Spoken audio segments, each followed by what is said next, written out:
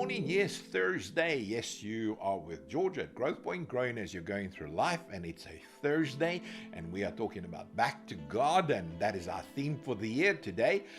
Back to God, He knows the way. Come on. I want to put my faith and trust in somebody who knows the way of this, what we are living in today. The path that is set out before us, man wants to kind of navigate. But you know who I want to be my navigator through this life? God, yes. Not man, not me. I'm not very good with directions. Let me tell you, I get constantly lost. If you tell me how to get there, man, you got to show me the map. You got to show me exactly how to get there. Because again, God is the only one that can lead us, and I know God is the one that is leading. And how does He lead me? He leads me through His Word, not so.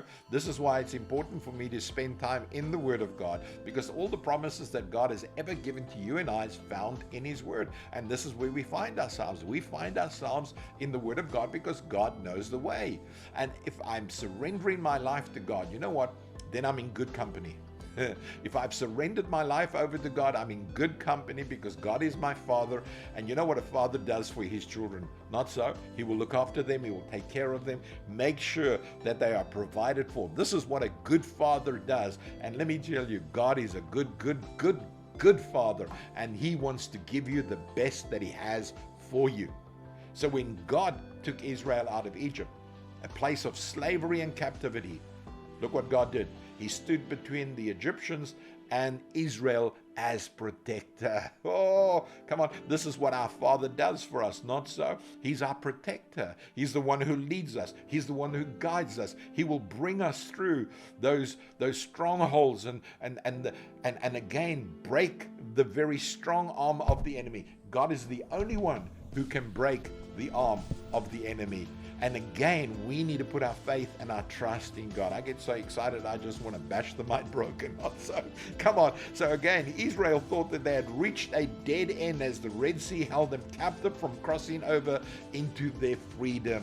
Yeah, don't you feel like that at times, that you get to this place and it's like a dead end and you say, God, why have you led me down a dead end path?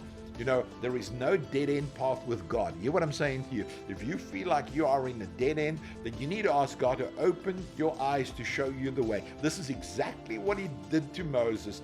He said, Moses, I'm going to show you how to get across on the other side. He said, God, we do not have time to build all the boats. Yeah, the enemy is right behind us. God says, I don't have to put my faith and trust in boats. I want you to do the possible, that what you're able to do, and I will do the impossible. That is my God. This is what He does. All you have to do is what you are able to do. Stay in the Word. Stay in God. Stay proclaiming God as your Father. Stay claiming that God is the only God that you serve. And in that, God will lead you and God will guide you. You see, Israel thought they reached the dead end as the Red Sea held them captive from crossing over into their freedom. Exodus 14 verse 15 says this. This is what the Lord said. He says, why are you crying out to me? Tell the people to get moving. But God, the sea is before us. So many times we are held captive by our enemies. Sin holds us captive. God has to rebuke us not to surrender, but keep moving forward. Again, James 4:7, listen, submit to God. Submit to God. This is what God says. First thing you need to do, learn how to submit to God. Then resist the devil and he will flee from you. So I submit to God. I put my faith and trust in God. I resist the enemy. I resist these thoughts. I resist what he's trying to show me and bring fear into my life. And by resisting him, he will run from me. You see, when we put our trust and our faith in God, one must deal with the fear of the advancing enemy by not slowing down. We do not slow down. You see, once we surrender to fear of the devil, we will be overrun by the spirit of fear and drown in the sea of our promised deliverance. No, we will not. We will cross over on dry ground. You see, if Jesus had stopped and surrendered to the spirit of fear in the Garden of Gethsemane, we would never have received the salvation promised by Him. Go and read that in Matthew 26:39. You see, the devil would have won the final battle in the garden, and man would have lost his way into the flames of everlasting hell. We don't want to walk that road.